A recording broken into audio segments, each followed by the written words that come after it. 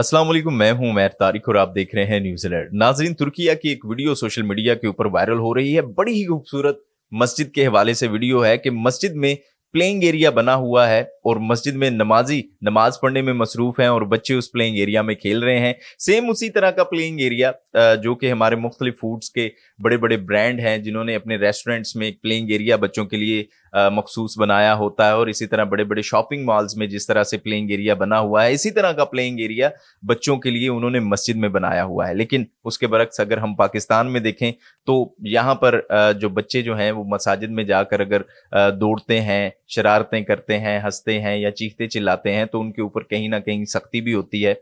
और ज़्यादातर हम मिसालें यही देखते हैं, हमने भी अपने बचपन में देखा कि मस्जिद में एक अंकल ज़रूर होते हैं जिनकी ये ड्यूटी होती है कि उन्होंने मस्जिद में बच्चों को शोर शराबा करने और इस तरह की शरारतें करने से मना करना होता है, और अक्सर वो अंकल बच्चों को मस्जिद से बाहर भी निकाल देते हैं। इसके अलावा एक और वीडियो भी है जिसमें देखा गया कि बच्चे इमाम मस्जिद के साथ खेल कूद में मसरूफ हैं और इमाम मस्जिद खुद उनके साथ खेल रहे हैं। ऐसे ही खेल रहे हैं जैसे कि हमारे यहाँ स्कूल्स में एक्टिविटीज़ करवाई जाती हैं, जहाँ पर टीचर जो है वो छोटे बच्चों को, यानी कि जो नर्सरी के बच्चे होते हैं या मॉन्टेसरी के बच्चे होते हैं, उनके साथ टीचर जो है वो खेलती कूदती नज़र आती है हमें। और हमने अपने स्कूल्स में भी देखा है कि बच्चों को सिर्फ और सिर्फ स्कूल में जब पहले दिन दाखिल करवाया जाता है तो 6 महीने या साल तक सिर्फ और सिर्फ उनका दिल जो है वो स्कूल के साथ लगाने के लिए या उन्हें स्कूल में लाने के लिए, स्कूल की तरफ अट्रैक्ट करने के लिए उन्हें सिर्फ खेल कूद में ही लगाया जाता है। उन्हें कुछ एक्टिविटीज ऐसी करवाई जाती हैं जिसकी वजह से वो स्कूल से मानूस हो जाए। अब इसके ऊपर बात कर लेते हैं कि पाकिस्तान में इस तरह से क्यों नहीं है। पाकिस्तान में भी हो सकता है, हम अगर बतौर कम्युनिटी इसके ऊपर काम करें तो लाजमी तौर पे ये चीजें की जा सकती हैं। सबसे पहली बात यह है कि हमारे इमाम मसाजिद जो हैं उनकी शायद तनख्वाह इतनी नहीं है, वो बेचारे अपनी परेशानियों में घूमते रहते हैं। 10-20 हज़ार रुपए से ज्यादा या 30 हज़ार रुपए से ज्यादा किसी की तनख्वाह नहीं है। एक आम मस्जिद की बात कर रहा हूँ।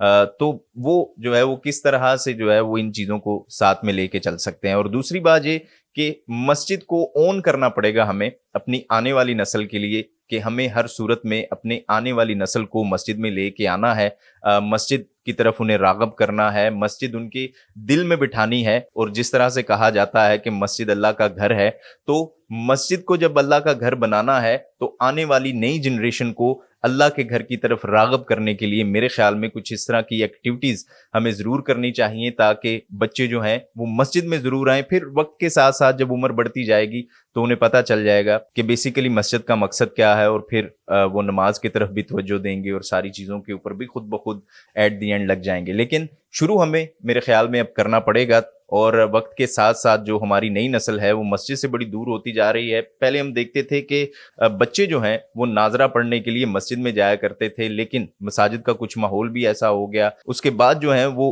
काफ़ी ज़्यादा ट्रेंड बदल चुका है। अब लोग इमाम मस्जिद को जो है वो घर बुलाते हैं और घर पे बच्चों को नाजरा पढ़ाते हैं, यानी कि नमाज के बाद भी अगर बच्चे जो हैं वो नाजरा पढ़ने के लिए मस्जिद में जाते थे तो वो भी ट्रेंड कहीं ना कहीं अब हमें खत्म होता हुआ नजर आ रहा है। और उसकी वजह यह है कि हमने मस्जिद से बच्चों को खुद दूर कर दिया है।